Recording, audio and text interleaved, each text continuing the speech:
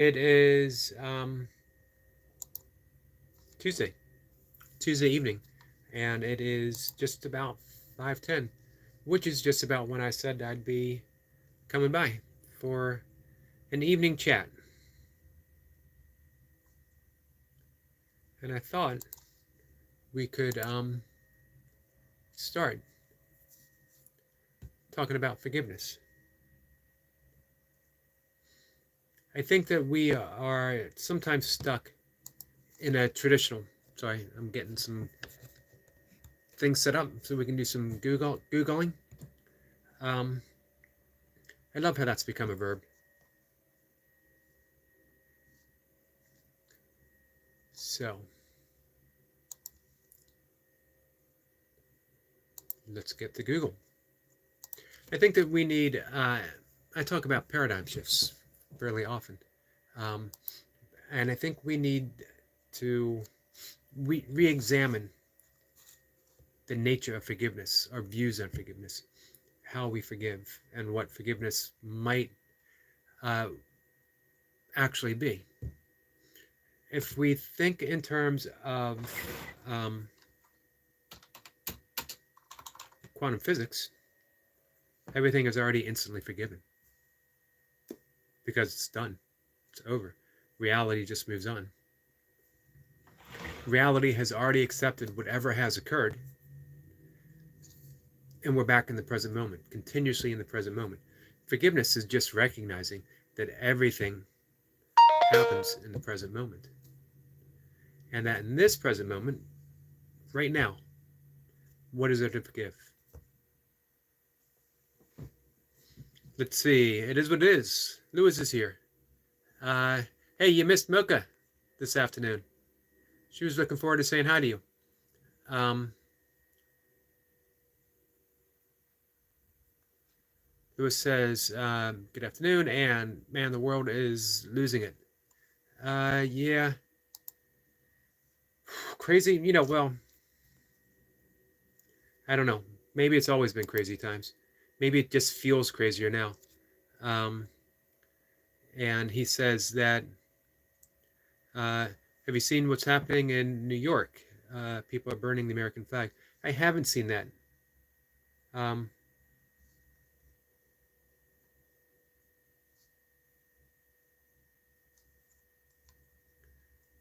what is this? What's it in regards to? I can imagine that it is in regards to what's happening in Israel and Palestine.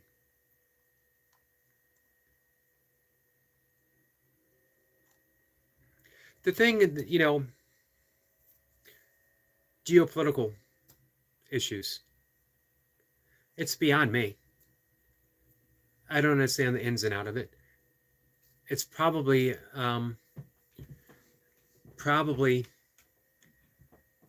very, very few people do. So to burn a flag, to burn an American flag protesting something that you don't truly understand, but you have an opinion over, makes no sense to me. America is in a position of they're damned if they do, they're damned if they don't. Um, when we experienced 9/11, the world stood by us. We made some mistakes, certainly, but the world stood by us for a very long time. Um, I don't have any answers on uh, Middle Eastern issues other than what we talked about with Goldie the other night. The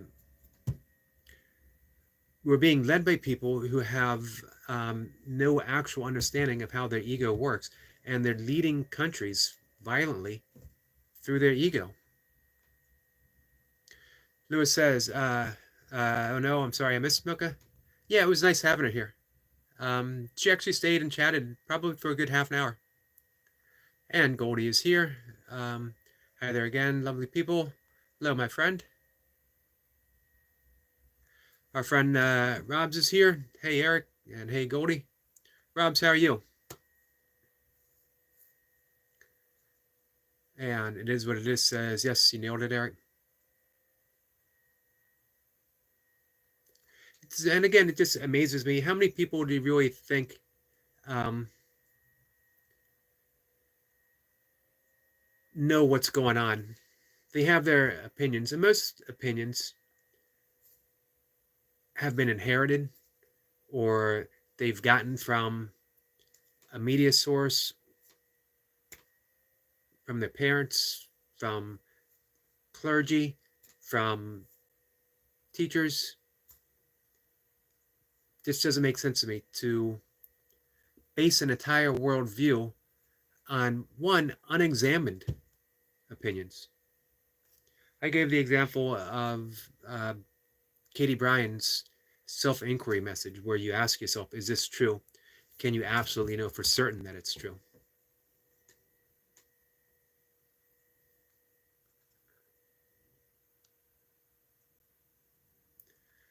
Goldie says, my question is, how does protesting help those who are hurting every minute?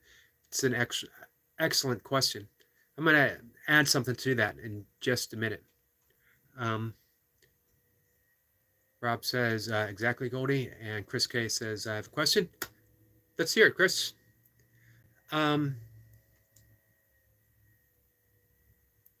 Chris says, what do you think about people who change their pronouns? I'll be honest with you, I don't think about it. I don't even give it a moment's thought. People do what they do. It's not for me to have an opinion about it one way or the other. It doesn't affect me. Um, I respect everyone enough to call them what they ask me to call them. Um, again, it's not at this point in my life. I would question myself why I would even have an opinion on it, because it doesn't affect me. Well, that's the thing, that it's perfectly okay that you don't like it, but it doesn't affect you in the least. Um, it's okay not to like something, and it's okay to like something. Um, but for me, my life goes on just the way it goes, um, and I give little time, little thought, and absolutely no energy on things that don't actually concern me in that way. Now, things that are going on, like what Goldie was saying about protesting when those who are hurting every minute, that I care about. I care about the people who are hurting every minute. And that's what I was going to mention, that, and I think I said this yesterday. Decades ago, this was during the Vietnam War, Mother Teresa was asked if she would lead a march against the war, and she refused, and it offended a lot of people. How can you not be against the war? And she said, I refuse to lend my energy. I refuse to give my energy to be against something, because that only increases it. That only gives it energy. That only makes it larger. Everyone puts their focuses on that. If you have a march for peace, if you have a march to reduce suffering in the world, if you have a march to raise money to feed every starving child in the world, I'll lead it, happily. But she refused to be anti anything. She was pro peace, and there's a big difference. You have people who are anti-Israel. You have people who are anti-Palestine, but they don't know exactly why, other than they were told to be anti-something, and they're giving their energy to that. And as it is what it is saying, the world is burning because of that, and they really don't have a clue. People don't even understand themselves, and yet they're focusing outwards on these things like pronouns, and you know turn inwards, discover what's going on there. Why do we think certain things? Why do we believe certain things? I mean, like, truly ask, why do I believe this? Is it even true? And then we start getting to that place where we have a sense of internal freedom. We're not bound by the things of the world. But I appreciate the question, Chris. Goldie says, I have my opinion. I keep it to myself and try to do my best to ease the suffering of those who are hurting or displaced. That's why, man, Goldie, that's why my soul goes out and just I don't know. You're one of my heroes, one of my spiritual heroes. Um, you and I have, different ways of seeing some spiritual issues, but in those heart matters, in the reducing suffering and helping people, you top the list for me, my friend. Goldie is saying hi to Chris.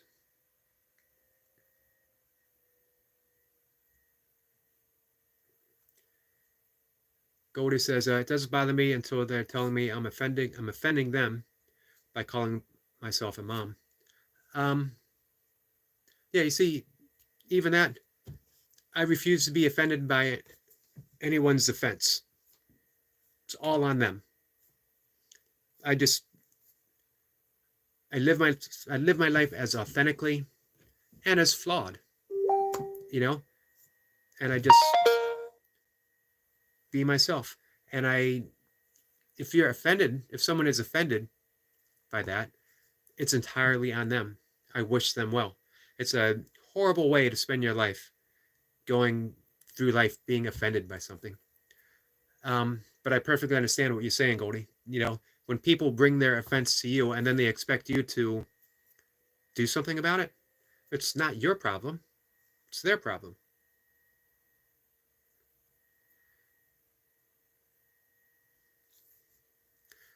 It is what it is. Says, I'm just thankful that my daughter graduated before the schools became affected with BS.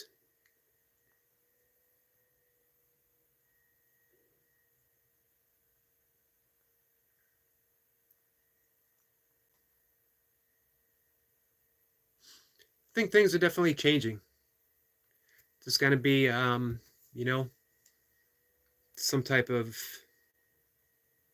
There's always going to be a swing back, one way or the other.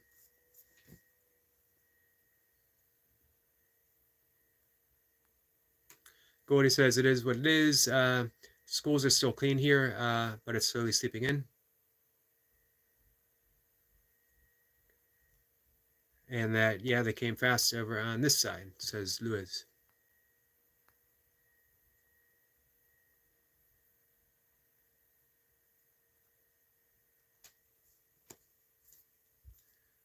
Interesting times.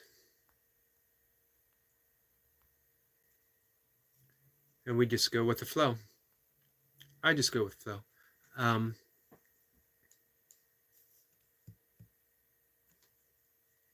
it is, I think that was hard earned for me because, like everyone else, um, I spent a lot of my life never examining why I had certain thoughts or beliefs or opinions. Um, but when I started questioning them, I saw, what were they really based on? And I saw that they weren't really based on anything solid, just thoughts. And thoughts always change. We know what matters, and we know what's lasting. Compassion is lasting. Compassion matters. Love is lasting. Love is everlasting. Love matters. Empathy. Empathy matters. So, man, my opinion on what people want to call themselves, my opinion on any of that, um, doesn't, even in the least. And I never try to have any kind of, I don't even have conversations about it really, unless someone asks me. And um, live your life steeped in those things that matter. Live your life steeped in compassion and love and empathy, and see what happens. See if you are more at peace, more at focused, more loving. And it doesn't mean that, a lot of people think if you go through life with this sense of heart aware, loving awareness, that you like everything. You don't have to. You don't have to like anything. Um, but you just accept. You accept. You accept because it's present. It's happening.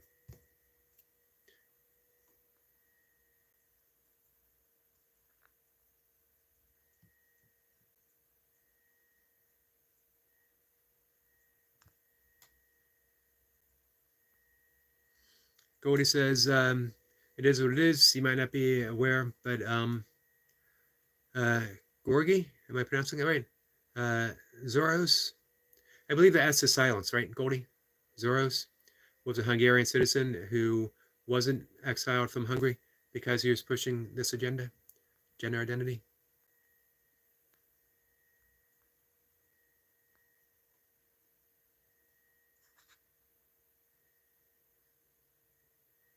He went to the US and everyone embraced his new shiny theory.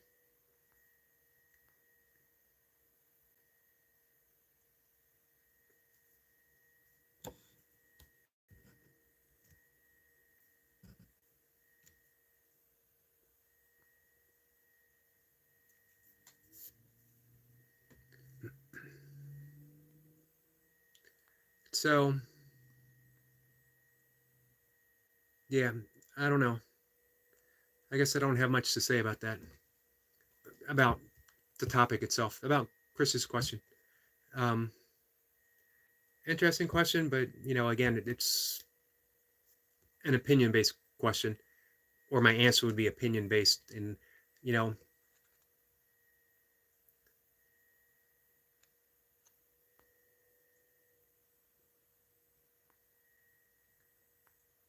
I just have a tendency to accept things as they are, and then you could work. You can only work from change from there. You can only work for change from that center, and you also got to ask yourself what needs to change.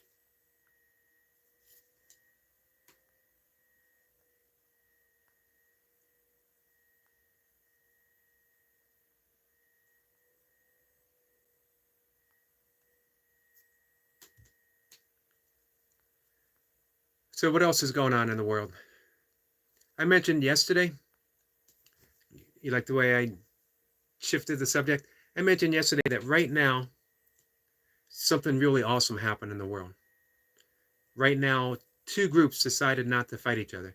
Right now, someone performed an incredible act of kindness towards someone else. And yet, it's not news. It's never news. What's news is when something horrible happens. Um, right now, there's millions and millions of people in the US not burning a flag. There's millions of people accepting each other exactly who they are, however they are, and it's never news. Um, what's news is always the discord, the violence, the terrible things that happen, the terrible things that we do to each other. This is why I keep talking about paradigm shifts. When a paradigm shift happens, we look back and we think, man, how could I have viewed the world this way? How could I have viewed it as a terrible, horrible place? Goldie says yes, because it's clickbait. Exactly. Um, and you know what? Shame on me for spending time clicking on it at one point in my life. Um, Shame on me being immersed in the negativity. But at the same time, that's what I was supposed to do. I was brought up watching the news. I was brought up being um, politically concerned, and I'm still politically concerned, but I try to do it from a different perspective. I always paraphrase when people ask me about politics, I paraphrase the Dalai Lama when he was asked about his religion, and he stood up and said, "My religion is kindness. My politics is kindness." Uh, Simple as that.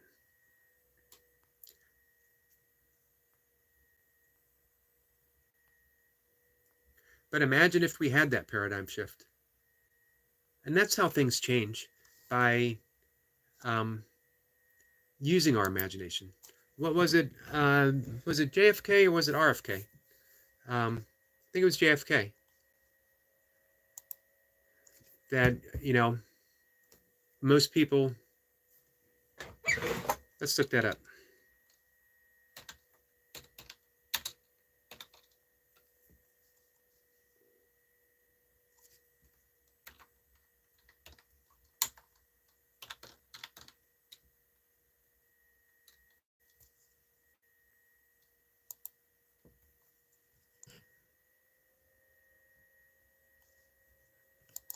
Um,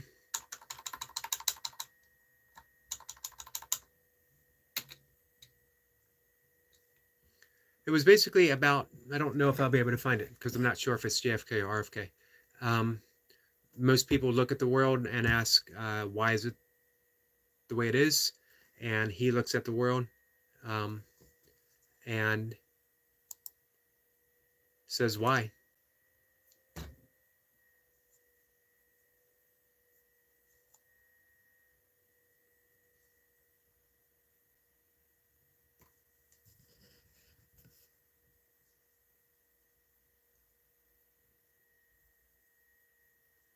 Here's an interesting quote by Kennedy that those who make peaceful revolution impossible will make violent revolution inevitable.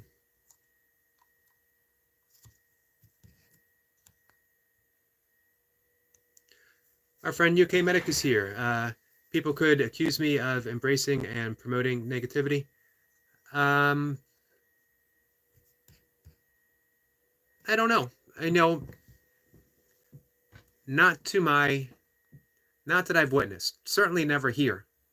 And when I see you over um, a Master's page, you're nothing but funny, encouraging, helpful, considerate.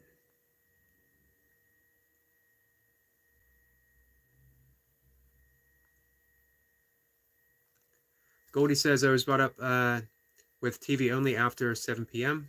Started with communist propaganda. Man, I hate hearing that. But I was outside playing with the other children until our parents called us in to get ready for bed.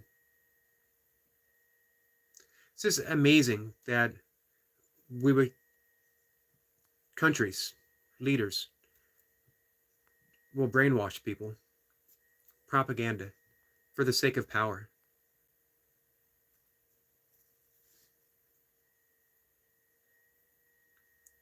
Goldie says, those were the days. I'd love to see children actually playing hide and seek. We have a few around here. I hear them out playing when I'm out walking. Goldie is saying hi to Medic. Adventure Nomad said JFK gave a great speech on peace. If you can share some of that, Adventure Nomad. And thank you for being here, by the way. Medic says hi to Goldie.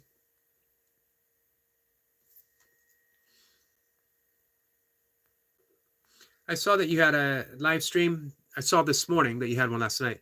I unfortunately was already in bed by the time you started. If I can find it, I'm going to have one of my favorite Buckminster Fuller quotes.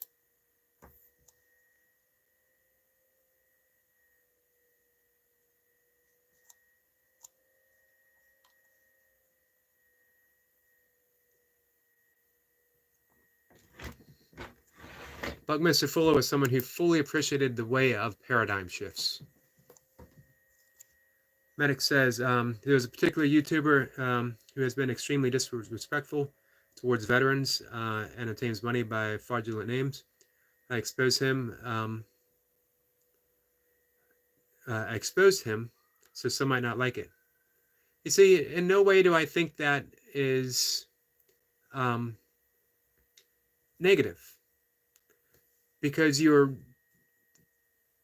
objective is a positive outcome. Your objective is to get him to stop abusing and defrauding veterans. It's actually a noble cause. So some people might see it that way, but some people aren't looking at it objectively. They're looking at it from that particular point of view, especially if they're friends with that guy.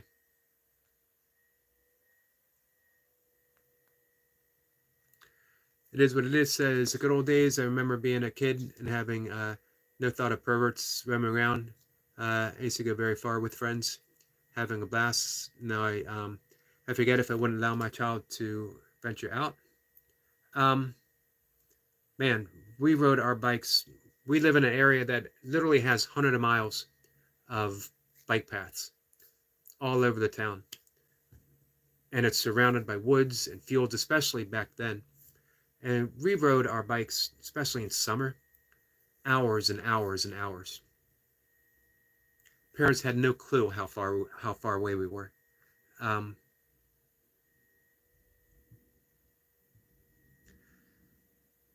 there were some issues then too, but definitely I think less so. Cody says, I very seldom see them playing here. They're in the playground on a bench. One is playing on his phone. The other two or three are watching.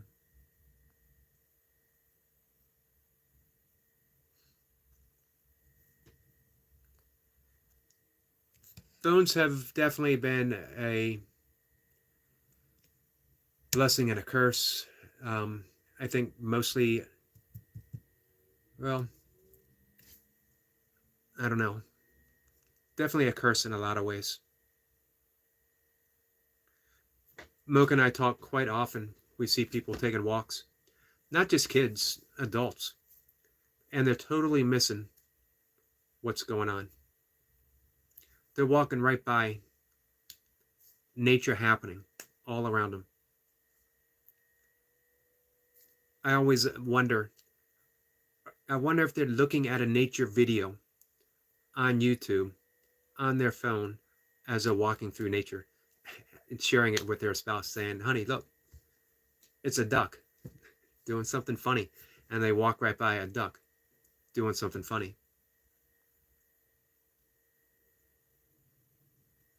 Medic says 6:40 a.m. That's what times it ended. Gordy says, Raul Medic, that's 8:40 my time.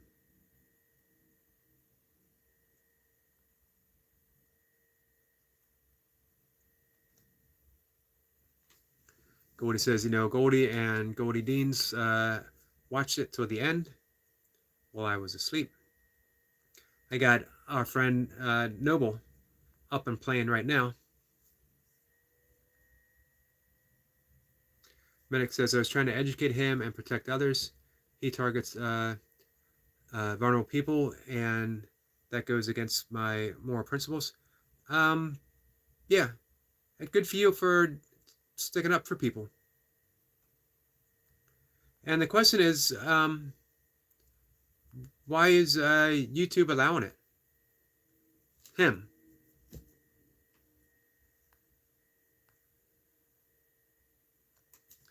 Medic says, I try not to get involved in drama, but sometimes values take over. I agree. And of course, there's ways of doing things where you yourself are unaffected by the drama. That's the whole teachings from the Bhagavad Gita.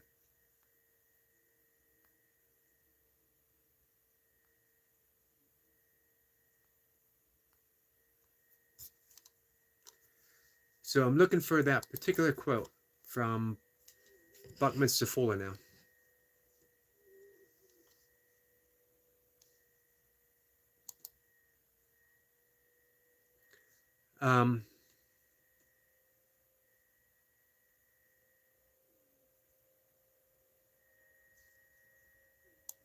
If you don't know Buckminster Fuller, he was an innovator.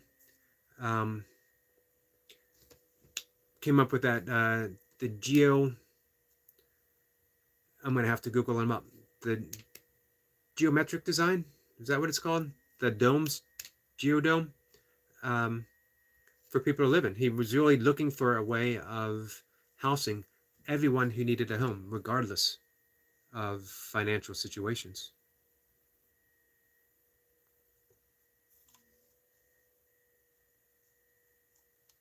Imagine looking at the world with fresh eyes, erasing everything you know, returning to original innocence. How would things appear?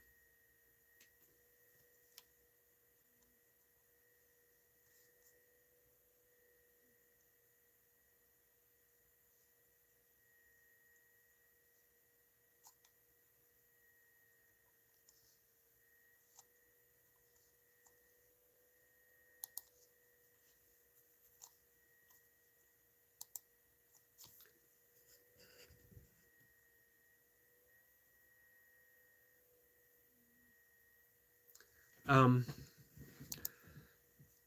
Buckminster Fuller was one of those rare people who could have made a fortune. He could have been an Elon Musk.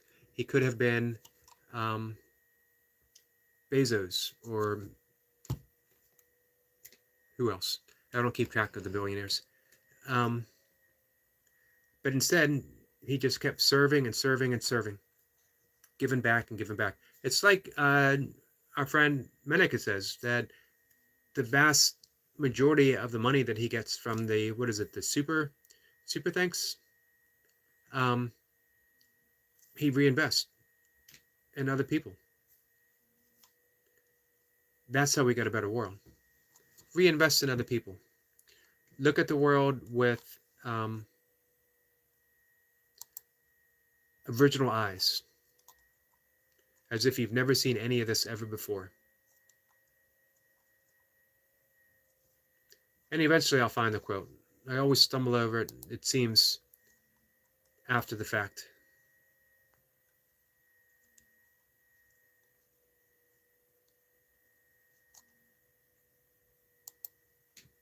Goldie says, I had a tiny glimpse of that, Eric.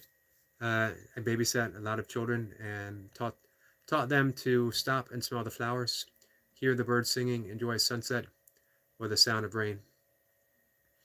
I think I mentioned the other day Anthony DeMello. He's a Jesuit priest. He was born and raised in India. He has a Vedic and yogic background um, that he kept with him, even as he fully embraced the Catholic Church and served it his entire life. Um, he tells a story that, once there was a child who looked up in the sky and saw these magically winged feather creatures soaring through the air, playing in the wind, totally fascinated by him, until a well-meaning adult came by and said, "Yeah, it's a sparrow," and walked away. And a little bit of the magic was lost because now it had a label. No longer looking at things with fresh eyes, he was seeing sparrows. No magic to him. I've seen sparrows before. So for the rest of the life, the magic of birds disappears. When we consider all the things in life that we just keep labeling this and that, and they no longer have that magic.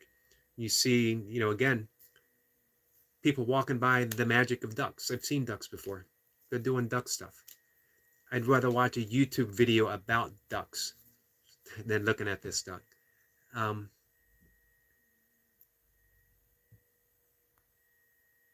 Things have labels. It's how we navigate the world. Not a bad thing, but look deeper than the label. Look at the thing itself. Look at the thingness of a thing, that it's truly unique. It's part of the ineffable. It's a mystery presented to us from God, from the Godhood. Appreciate it.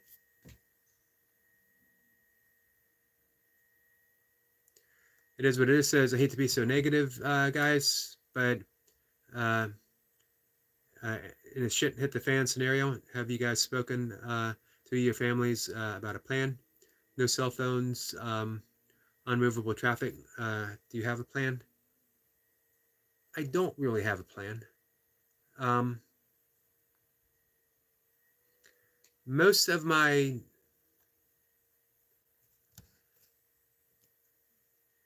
I have one of my siblings shares a house with me. After my father passed away, we both inherited it. We decided to split expenses. I know where he'll be. My sister literally lives across the street. I have two people in the world that I worry about if the shit hit the fan. That would be Mocha and my stepdaughter. And we have sort of talked about that before. We both have talked about growing our own food, storing water. I'm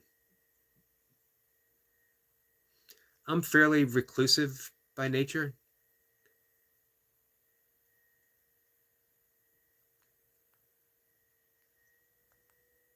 But it's a good point. Lewis, it is something that people should be considering. Eric Lapointe has an excellent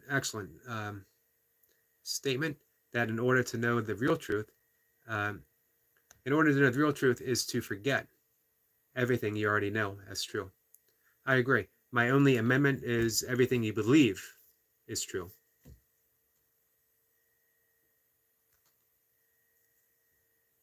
Goldie says, I still enjoy a flock of birds flying and playing in the wind.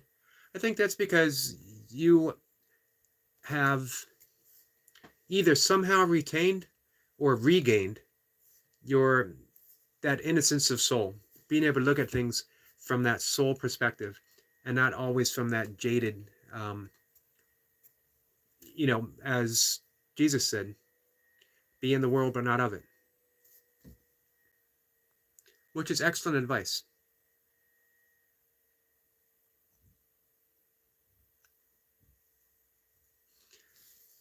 Goldie says, it is what it is. I don't need a phone to live my life, and I walk everywhere I go, uh, and I'm taking public transport.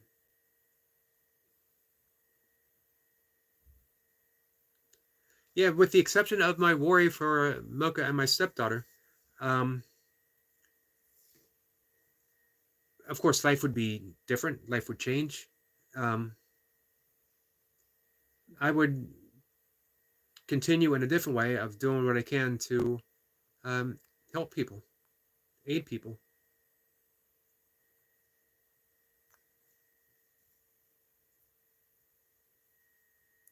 Goldie says, I heard from other people when different platforms were down.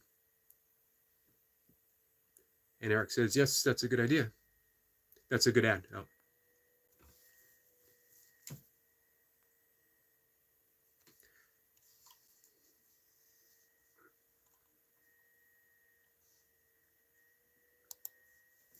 Um,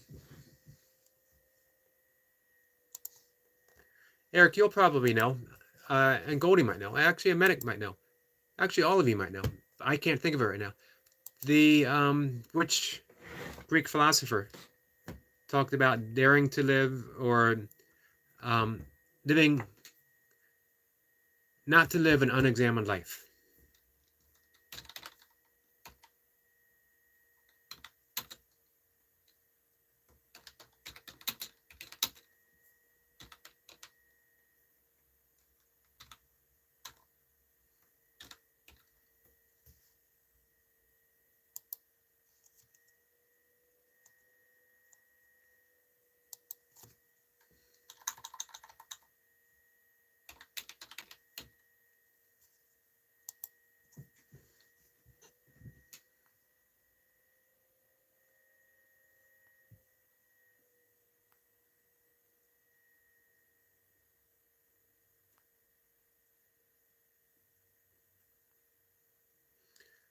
It is what it is. Says it's not about being able to live with a phone, but when it happens, people will be hungry. This is true.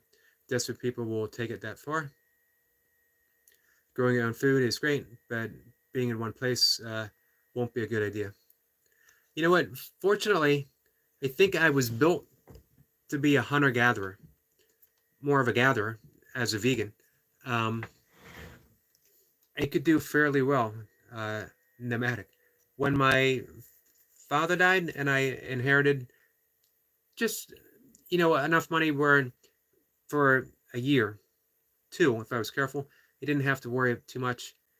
Um, and the thought of paying taxes, large taxes on the house and homeowners association and all that stuff just seemed to weigh heavy on me. Of course, I was in grief over the loss of my father. I thought about just hitting the Appalachian Trail, hiking north, turning around, hiking south, turning around, hiking back north, and just doing that until I either couldn't do it anymore or I didn't want to do it anymore.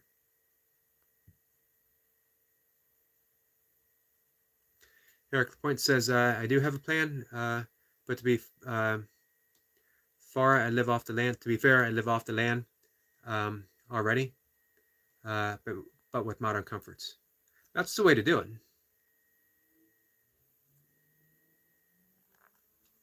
Goldie says, well, praise God, I still live in a country where people know how to grow their own meal, and I work in the food industry. Nice. Our friend Dottie is here. Just popped back in before I go to bed. I appreciate that. Gordy says, well done, Eric. Yeah, to be able to live sort of off the grid, but still maintain grid status. That's ideal, in my opinion.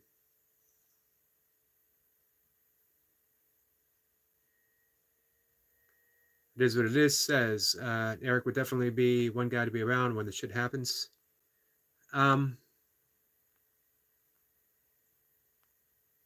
Yeah, I hope so. I hope I could be protect the people that I love, serve the people that needed it.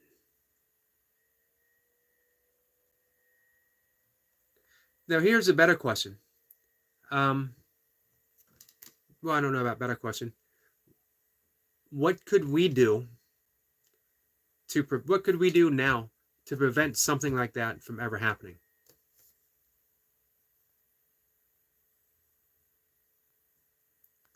Is there a way? And if there isn't a way, what could we do to make a way?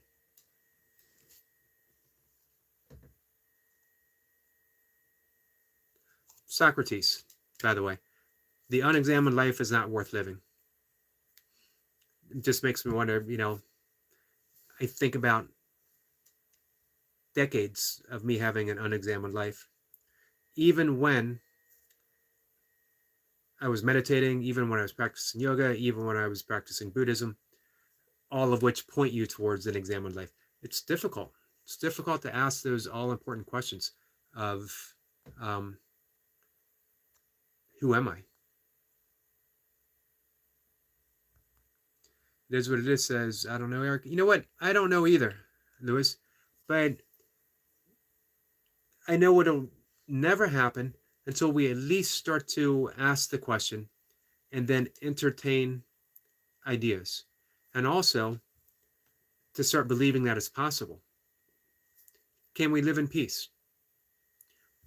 I'll be honest, at this point right now, it seems unlikely. It seems impossible. However, I'm going to keep going back to that paradigm shift. What if we could? What if we dared to, as Buckminster Fuller said, we dared to be naive?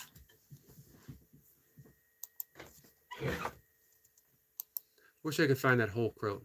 Oh, here it is. Again, this is by Buckminster Fuller. You never change things by fighting the existing. You never change things by fighting the existing reality. To change something, build a new model that makes the existing model obsolete. We should do away with the absolutely precarious notion that everyone has to earn a living. He goes on. Let's see.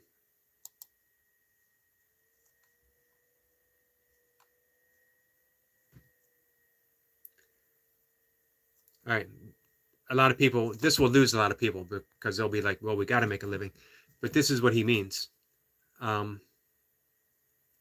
We should do away with the absolutely precarious notion that everybody has to earn a living. It is, in fact, today that 1 in 10,000 of us can make a technological breakthrough capable of supporting all the rest. The youth of today are absolutely right in recognizing this. He wrote this in the 1960s. Recognizing this nonsense of earning a living, we keep inventing jobs because of this false idea that everyone has to be employed at some kind of drudgery. Because according to Machiavellianism, Darwinism theory, we must justify his right to exist.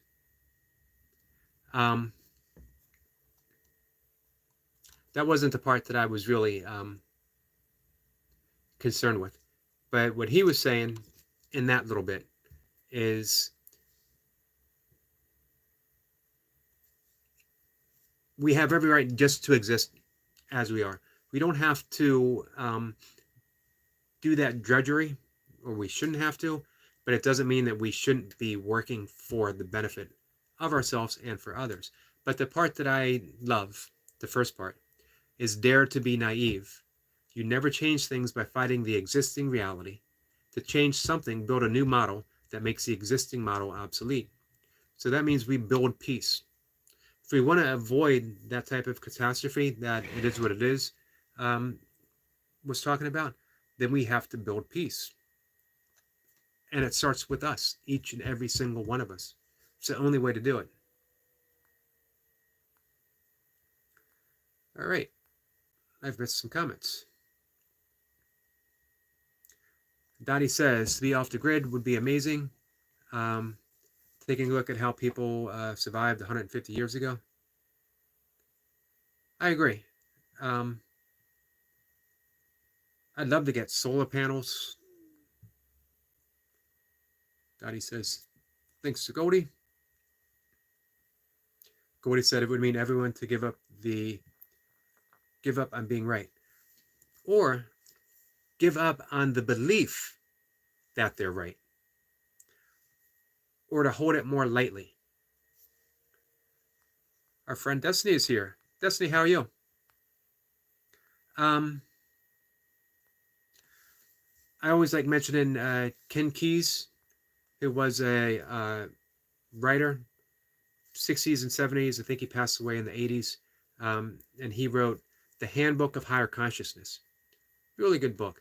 And he talked about the possibility of change, the possibility of interchange. And he took the concepts of Buddhism and he made it Buddhism 101, Buddhism Light, where he talked about upgrading our demands. I demand to be right. I demand my opinion be respected. I demand my beliefs be true. That's a hard way to go through life because not everyone's going to believe the same as you or have the same opinion. So we keep demanding and we end up just suffering. His idea was just upgrade it to a preference. We don't have to give up believing that we're right, but we upgrade it to a preference. I would prefer if people believed that I was right. It's just a softer, more gentle way of going through life.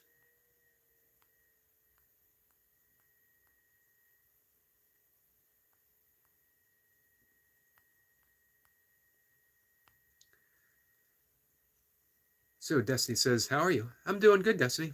How are you?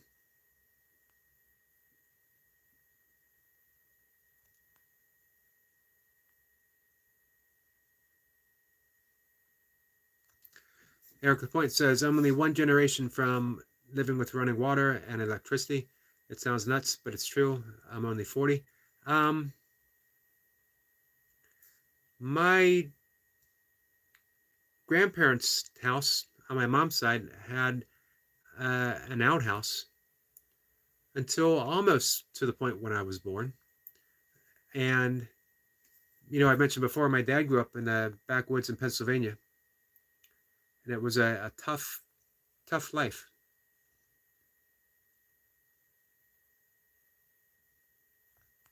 Destiny is saying hello to Eric LaPointe and to UK Medic.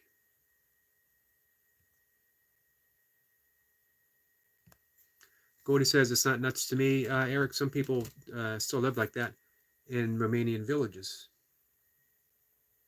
I love the fact that Romania has held on to so much forest. Almost of all the countries in Europe, it has more old growth forest than any other nation. Absolutely beautiful. Destiny says, I am doing awesome. And how are you, Eric M? I'm doing pretty well too.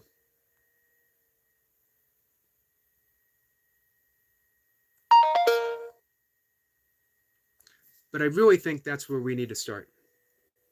And it's hard because that outer focus on, you know, as Lewis said, people burning flags and not understanding each other and country fighting country over territory and beliefs. It's hard not to have that focus, especially when in the age of 24/7 bombardment of headlines. That's why, you know, the fifth limb of yoga, pratyahara, which means withdrawal of the senses, you take some time and you turn within. turn off the outer world for a little bit and explore the inner world, and things start to change. Our friend Destiny loves to point out, change your thoughts about the world and the world will change. Does it happen all at once? Not at all. But it starts with you. It always starts with you. And by you, I mean me. And of course, by me, I mean each and every one of you. Um, if you live in a peaceful world, are you centered in peace? Because peace doesn't come from a heart steeped in hatred, and a heart steeped in prejudice, and a heart steeped in discord, distrust, all the dis stuff. Peace begins within, and it's a practice. We practice, and we practice, and we practice, and we mess up. Wonderful thing happened today. All of us. Our friend Chris K came in and said, hey, I'm sorry. I hope Chris realizes what a huge step of peace that is. The day before that, he went to collect things that were stolen from him. And he confronted them and he said, I don't want to fight. I just want my stuff back. And although they were ready to fight, they had a change of heart and they gave him his stuff back. And that's not easy. But Chris K had the courage to do that. Had the courage to come here and simply say, guys, I'm sorry. And I don't like the way I acted.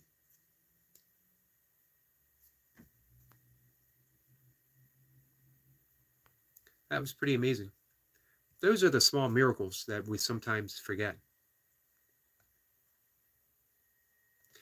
Dottie says, over here we have some people that are living in Wales in teepees. Lots of families all getting on with each other, growing their own food, mixing their own, milking their own goats and cows, a close-knit, off-the-grid family. That's nice. I'd love to go to Wales. And Destiny says, much love and respect to you, Lewis. Definitely much love and respect to Lewis.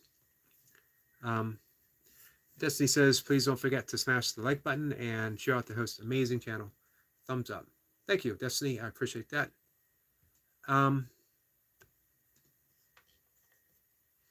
So yeah, the question is, what are we doing to build peace within ourselves so that it becomes the natural extension of the rest of the world? Are we praying? Are we meditating? Are we practicing yoga nidra? Are we just living in a Christ-like manner? We can take the words of the actual instructions from Jesus in the Sermon on the Mount. We could take the yamas and the niyamas of yoga, which are the 5 ethical restraints and 5 personal observances, and practice them. The first one is ahimsa, which is practicing non-harm.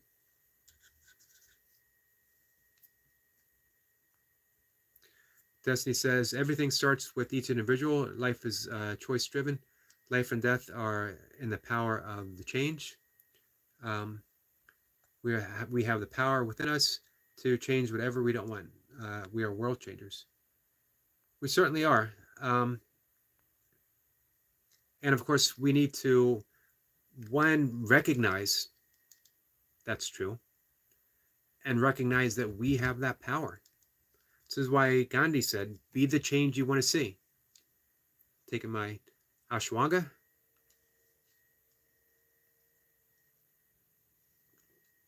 So, how many of us are being the change that we want to see?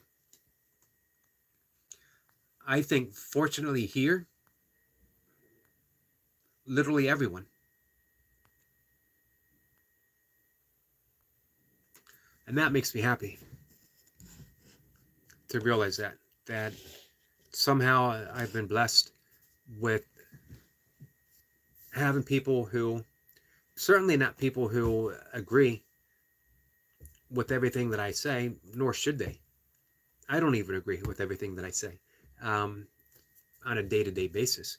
But on those big issues, what we mentioned before, of love, compassion, empathy, respect, I see it displayed here every time.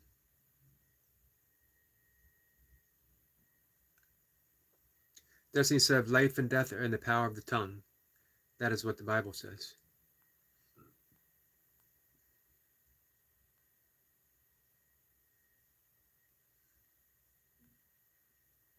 And it amazes me the focus away of those clear instructions. You know, I always like to refer to the explicit direction that Jesus points us in. The kingdom of heaven is within, and yet we keep focusing without. That if I go to church once a week or on major holidays, then I go to a distant heaven that they don't even have a clear notion of, instead of searching within for that kingdom.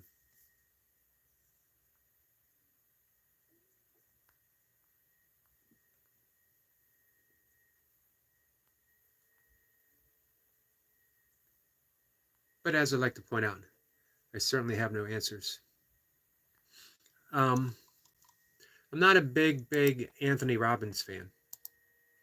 If you guys are familiar with Anthony Robbins, he's sort of, I guess we can call him a self-help. Although he has helped a lot of people, so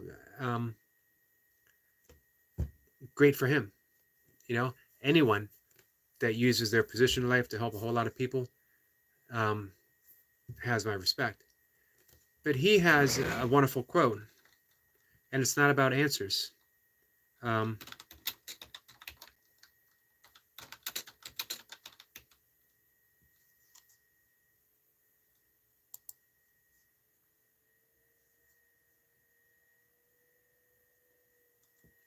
I'll read that in a second. Destiny says, thumbs up. And Goldie says, yes, and it adds to it. The tongue is so small, yet so hard to control. This is true.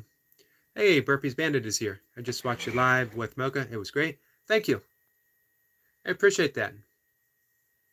Man, it was great having people get a chance to meet the legendary Mocha.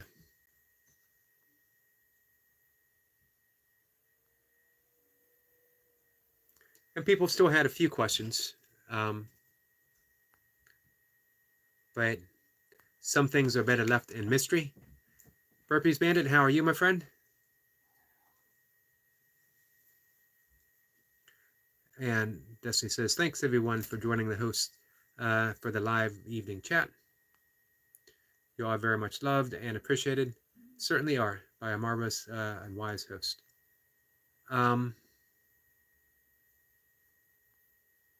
Thank you. Burpee says, I'm on your side though. Cats all the way. Yeah, funny you say that, because my cat is just staring at me right now, expecting something. Yeah, I love dogs, and I've always had dogs. But after my last two dogs passed away, heartbreakingly, although yes, they were older, every loss of a dog is heartbreaking. Every loss of a cat is heartbreaking. I just have been unable to step out to fill that void. Maybe one day. But I do appreciate my cats, and they're older, adopted cats. They needed a home, and I'm really happy that they're here. Burpees Bandit says he's doing great. Doing great, working hard, and looking lean. Your strictness in your diet is certainly paying off.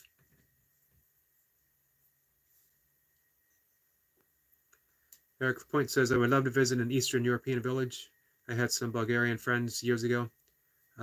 We always got along. Yeah, Goldie has me interested in Romania. And of course, I couldn't go to Romania without stopping in my ancestral grounds of Hungary. So, well, let me read Destiny's statement. When that happens, Goldie, then we just try harder, and God will meet us where we are to help us overcome our weakness. Thanks for sharing that. That is the nature of a practice. I love that word, practice. I tell people I practice yoga. I practice yoga philosophy. I practice yoga psychology. I practice meditation. I practice burpees. When I went to Catholic school, I practiced Christianity. And the reason why I love practice, I'm not expected to get it right all the time. Mistakes will happen. I'm never off the path. I'm doing some hand gestures. I might, weave towards the edge of the path. Maybe I might appear to step off the path. The path is life, and you never step outside of life. So you just straighten up and you keep going. One of the big talks we had this afternoon, and I was talking about it at the beginning, forgiveness. Why is it so or easier to forgive other people who might have hurt us than it is to forgive ourselves? Man, we will hold a grudge against ourselves for an entire lifetime. Self-forgiveness is a prize, and it seems to be hard to attain, but it isn't. It's no harder to forgive yourself than it is to forgive anyone else. And it comes by simply recognizing we make mistakes. And some things aren't even really a mistake. It's just a judgment that we've cast upon ourselves. If we can let go of that judgment, we find ourselves in a great deal of peace. Burpee says, I've been to Romania. Go in the autumn. The change of leaves is beautiful. It's such a forested country. Burpee's Bandit, our friend Goldie here, is living in Romania. She is of Hungarian descent and presently in Romania. Destiny says hello, Burpee's Bandit. And he gets a hello back, or she gets a hello back.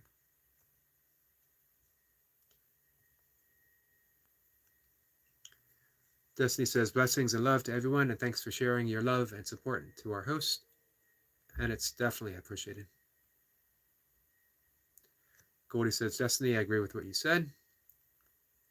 Goldie says, I live in Transylvania, Romania. And Burpee's Bandit says, time for me to get out of bed. It's a new day here. Time to be productive.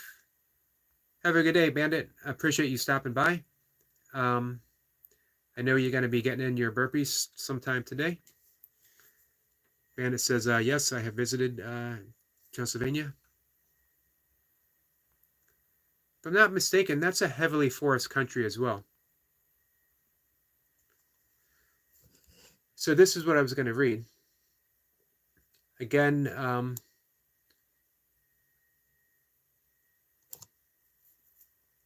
not saying one thing or the other about Anthony Robbins, but I like this quite a bit. The quality of your life is determined by the quality of the questions you ask yourself. If you find that you don't have the life you want, the very first place to start is to ask yourself better questions, one that make you accountable for everything you're experiencing, good or bad. I love the first part. The quality of your life is determined by the quality of the questions you ask yourself. A lot of us never ask ourselves any questions. We just assume that because we have a thought, because we have an opinion, because we have a belief, that we're correct. And we never ever question it. So we never experience that paradigm shift.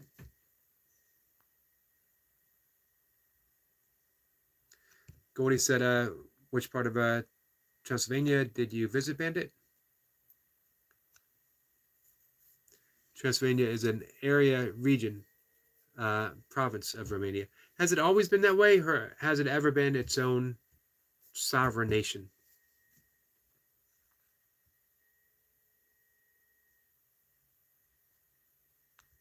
Bandit says I went on tour to the two castles, and that's when I saw the beautiful forest. Hey, I'm gonna write myself a note. I want to share UK medics video on Romania so people can see it.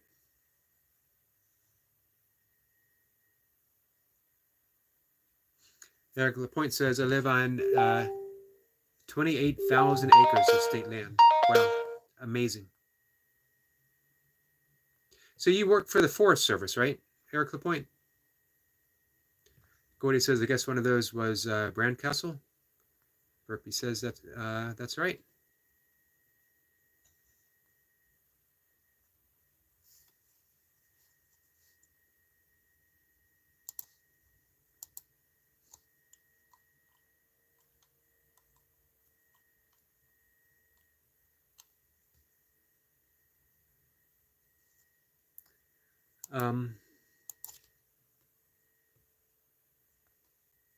So imagine if we asked ourselves different questions. Where might we be?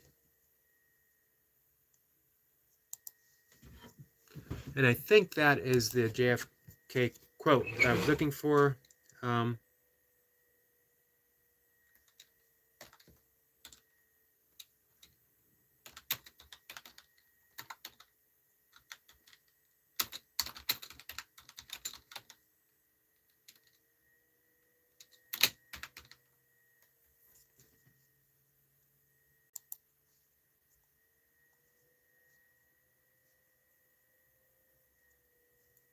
Nope, I still can't find it.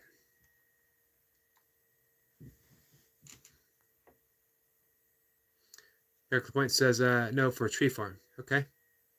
160 acres. I love that thought of growing trees. Or, I think better said, helping trees grow. Hey Destiny, how is that for a dream job? Working on a tree farm. Destiny says, thanks for another great chat. Another great chat discussion, Eric. I am heading out to finish my chores. Blessings and love to you and our amazing family in the chat. Good night, everyone. Good night, Destiny. Take care, and I will talk to you tomorrow.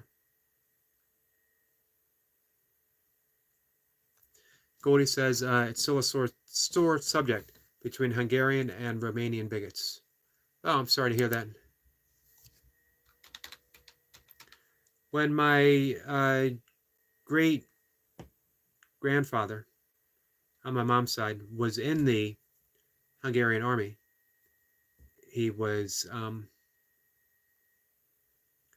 in Transylvania.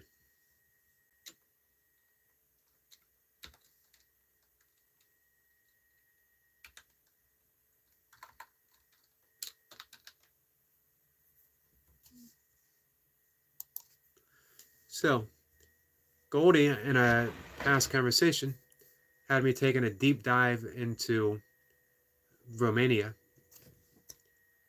And I'll be honest, I didn't get too far in the history because I got carried away by the scenery, reading the description, reading how forested it is, and how they have really hung on to that, which is amazing. So few places, I've spent some time driving through West Virginia, and you see the devastation of the land by the Forest Service. So to have a complete nation that celebrates their trees is absolutely amazing. And the fact, because I absolutely love bears and all things bear related, to know that Romania has the highest percentage of the brown bear population in Europe within its borders, and that they are protected, and not only protected, they're celebrated. Duncan says, hey Eric, you just signing off? Not quite yet. Maybe 5-10 minutes.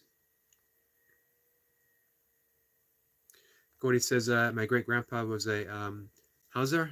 Am I saying that right? Look it up.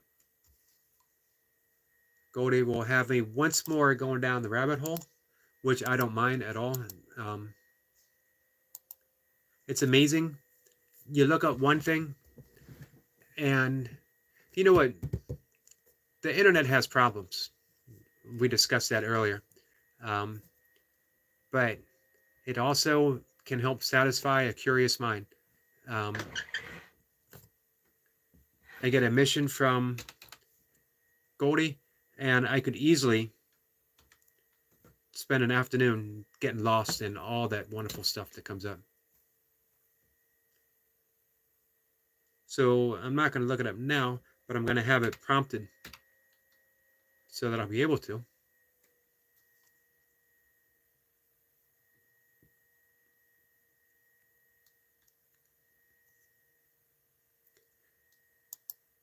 There is a Hazar in as a district in Pittsburgh, Pennsylvania, where I was born.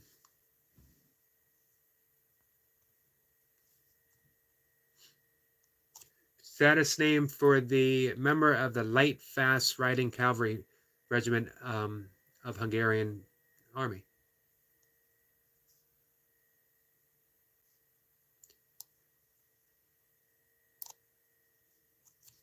Interesting.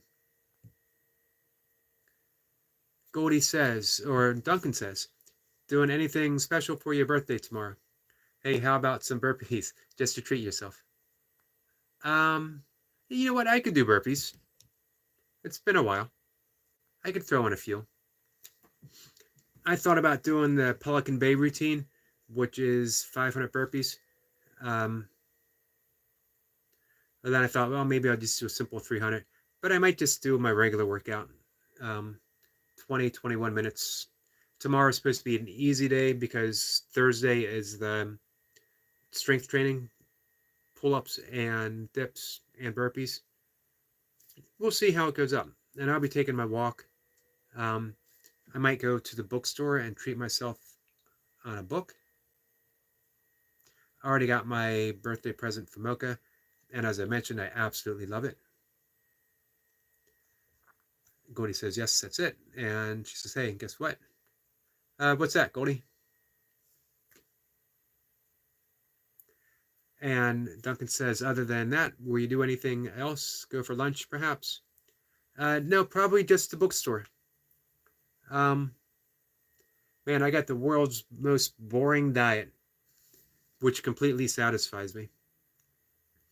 And Mocha has class tomorrow, so it would be hard for her to break away and do anything. I'll be really happy with my both of my walks. Duncan says, which bookstore? Usually go to Barnes & Nobles. It's close. I've been going there for, man, over 20 years now. Although, it's not a very good bookstore anymore, I'm sad to say. It's become more of a toy store that has books. They've done away with a lot of the stuff that I'm interested in. You go to the science section, and it'll have one shelf. When 10 years ago, it would have shelf after shelf after shelf. Same with the religion, spirituality section. Now you have two shelves, Christianity, and you have one shelf, not a whole bookshelf, but one shelf on the bookshelf of Buddhism, yoga, philosophy, maybe a dozen books in total. So yeah, it's not the same. You don't get a chance to get lost in a bookstore anymore.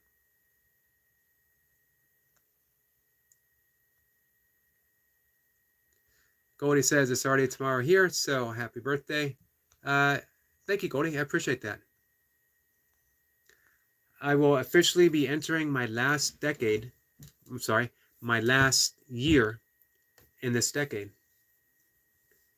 A few years ago, that would be cause for celebration that I would be entering a new age group in which to compete against other runners or compete against other kettlebell lifters.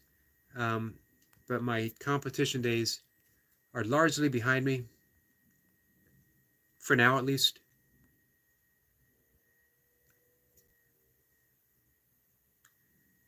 And Goldie says it's 1:24 a.m. Wednesday night. Wow, that is quite the difference that we have between us.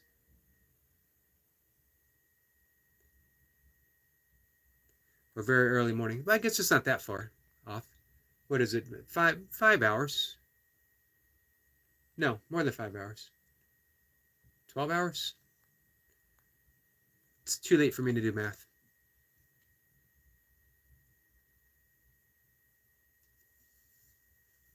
Duncan says we have a fantastic bookstore called Waterstone, Waterstones in our town. Every town should have a wonderful bookstore, and I'm sorry that ours. We have a couple of really nice used bookstores. They're not very organized though, so and they're relatively small. They're still nice though, and I loved used bookstores. I like the thought of a deeply loved, deeply treasured, well-worn book someone has. I love coming across a book and seeing it highlighted that these are the things that someone else at some point in their lives found incredibly meaningful enough that they put it in the book for future reference or for somebody to find.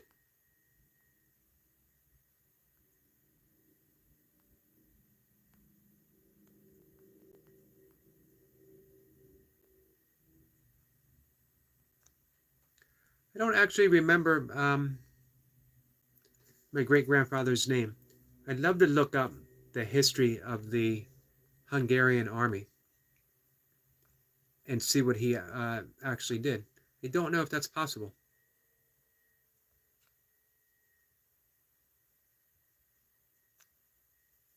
Duncan said in the home we bought, there's a small library, so we inherited a lot of books. Anything interesting? Was it a good mix that held your interest? You seem to be someone, or you strike me as someone who has a very curious mind and a wide-ranging interest in things.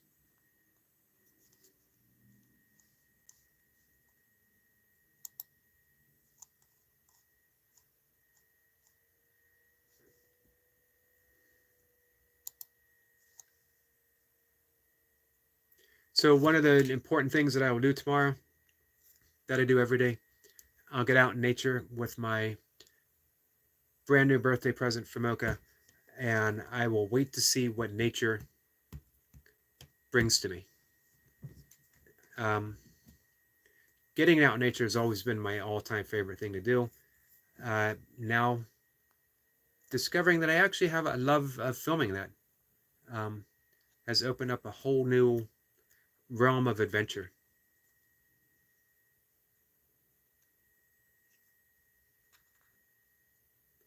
Duncan said the man of the house was a judge, so quite a few law-type books, but also many fictional books.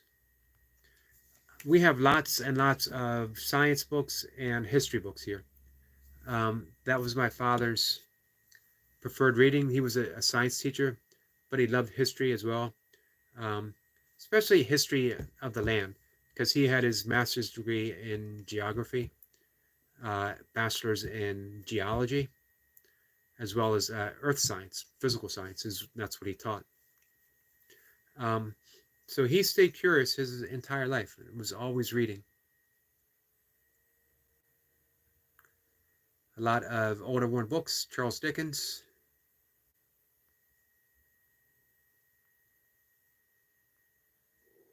Good to be steeped in the classics.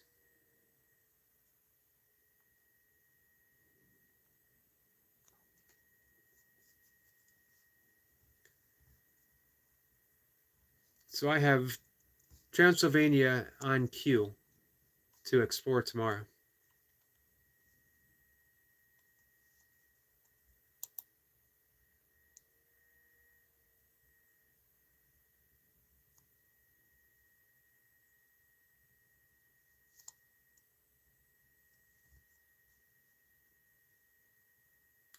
an interesting section of the world that I'm sorry to say I've been largely unfamiliar with, and I'm going to have to rectify that.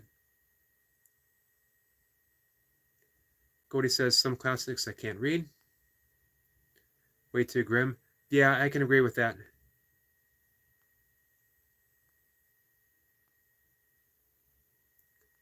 I remember reading The Hunchback of Notre Dame and feeling completely devastated as I read it.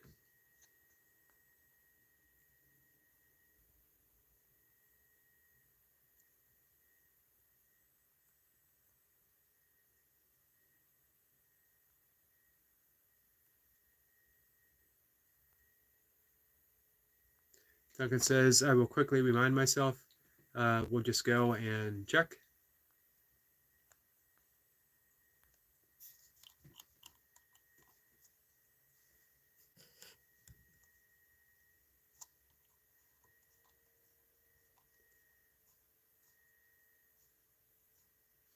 Unfortunately, Goldie, or it strikes me as unfortunate, um, I'm looking at images of. I'm looking at images for Transylvania, and for Google, what you mostly see are the stereotypical, and I've seen you talk about this before, um, the stereotypical Dracula and that kind of stuff, and you don't get any, really nice visuals of Transylvania, which is a shame.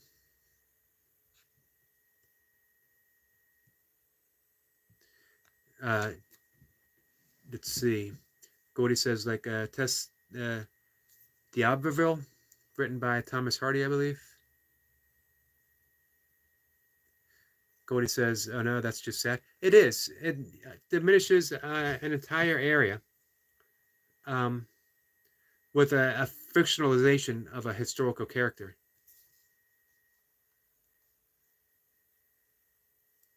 Probably 7, 8 out of 10 of every image is a cartoon version of Dracula or an animated figure. Um,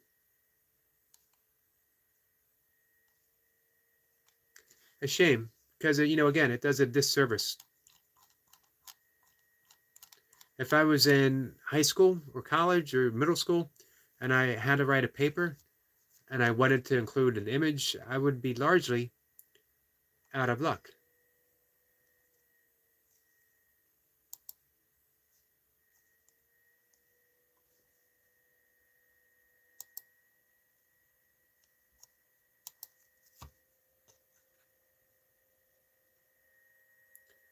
Gordy says, yes, with a myth made famous by a writer who never set foot in Transylvania.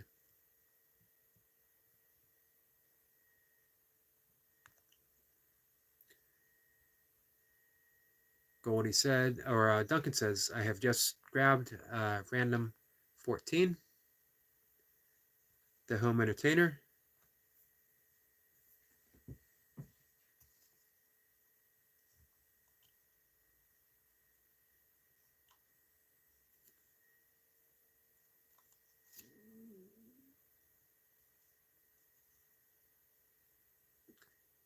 Claudius. I believe we have a copy of that somewhere in the house as well. Look up the Clay Castle um, and Transylvania. Am I saying that right?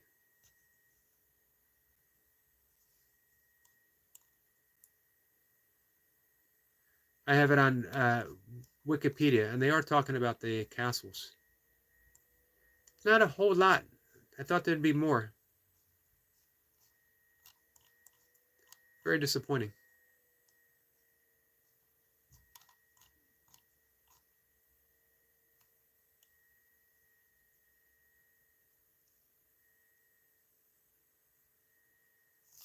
Um,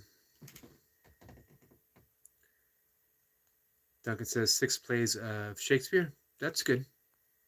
I think every home should have some Shakespeare, even if it's just for looks. Um, Liberty and Reformation of the Puritan Revolution. That seems like it might be some dry reading. States and Morals, Political.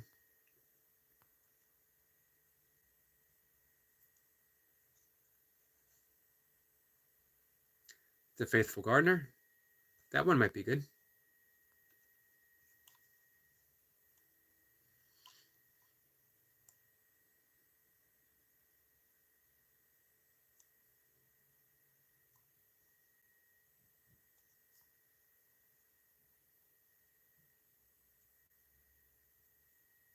Gordy says it's a lot of castles, but not kept up.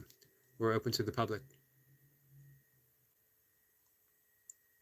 Skolt's original miscellany. I wonder how much the judge actually read of those books. Some people can do that dry reading. I have on some topics, only because I was just wanted to get as much information as possible. But largely, that's difficult reading.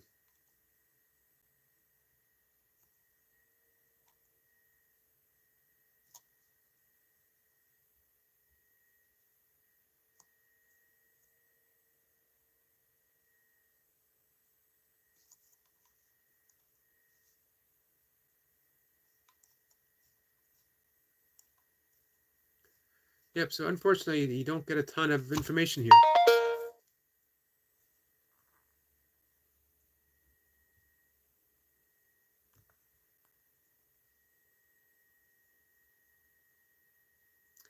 Bird Watching Pocket Guide. Now that's something I can get behind. The Friendship Book, and that sounds good too. The Bedside Esquire. The Girls in the Cellar. I have not heard of that.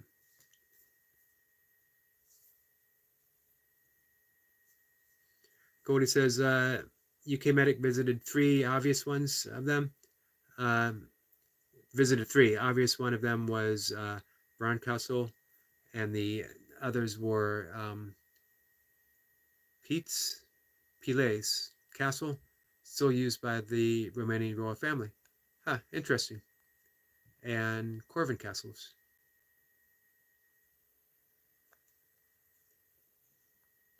Great Expectations, Critias, Thomas Hardy. We were just talking about Thomas Hardy.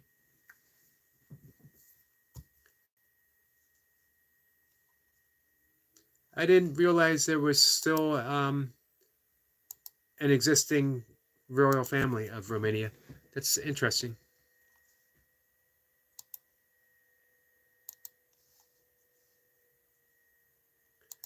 I'm going to have to look that up tomorrow as well.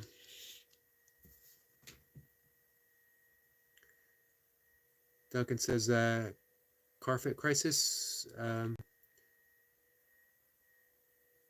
J.B. Priestley.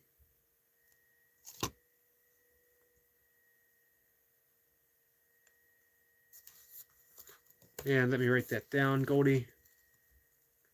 Piles, surrounded by forest. I will look that up. Duncan says, tons more, all old. I think you would enjoy the browse. Yeah, you learn a lot, I think, about a person by studying their bookshelves. Always interesting. So, yep, I think for that, I'm going to call it a night. I mentioned and talked to Duncan earlier about this. Didn't have a very good night's sleep last night. I did get a chance to it was about 15 minutes of yoga nidra, which is the yogic sleep, which gives you a deep rest. You're not actually asleep. You're in that state in between wakefulness and sleep, and your body and your mind gets that deep, deep rest. Eric Lapointe says, good night, everyone. Good night, Eric. Thank you for coming in. Very much appreciated.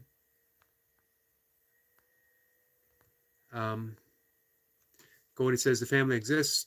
We are not Russians, but Mihai uh, was forced to abdicate and has been exiled from Romania for a long time. Yeah, I'm going to have to look that up. I actually have an interest of royal families that have been displaced but still exist. Like there are still Bonapartes living in France that still are afforded a title. Title doesn't really mean anything, but they still have it. Duncan says, "Good night, Mr. Lapointe."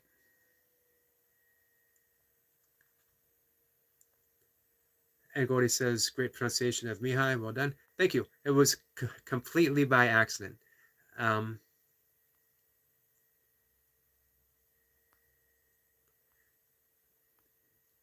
Always fortunate when that happens. The thing is, not being afraid to try, not to be afraid of mispronounce. You know, decades of studying, taking classes, reading, getting certified in things where Sanskrit is a very important language, and I'm constantly mispronouncing Sanskrit words. I don't feel bad because I'm constantly mispronouncing English words as well.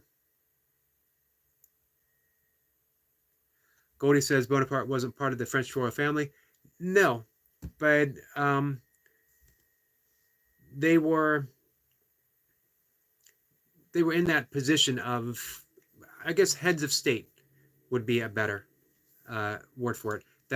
That's no longer in fashion. But that type of stuff. Goldie says he was a general that declared himself emperor. And yeah, I think it's like nephews down the line that still have some, it's an official title, but it doesn't mean anything in reality.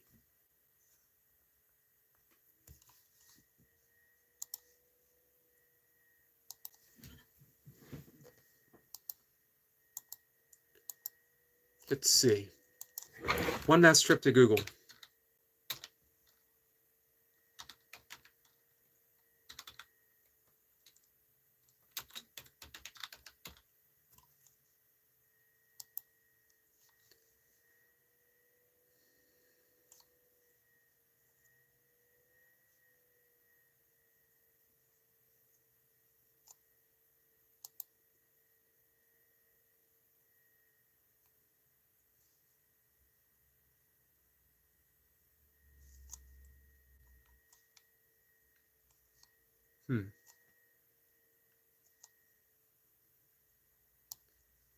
All right.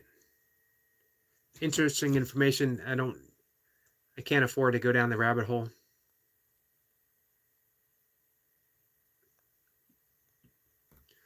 Goldie says titles don't mean anything in my republic, which is good. Titles only have meaning in a monarchy.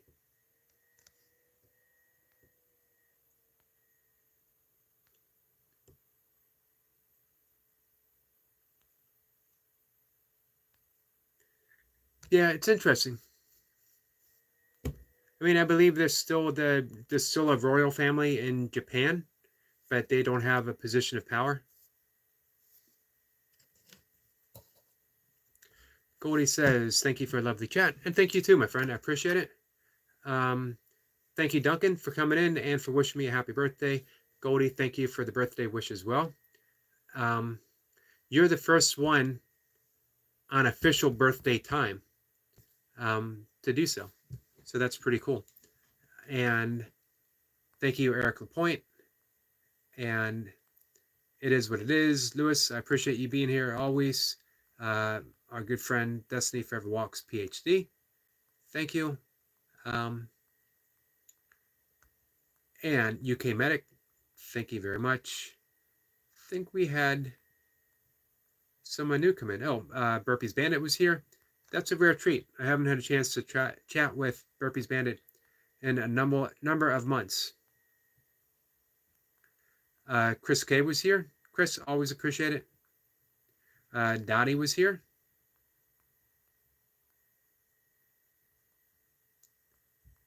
And I think there was one more. Oh, Adventures Nomad. It's a good crowd. Man, I appreciate you guys. Oh, Robs was here. And thank you, Robs.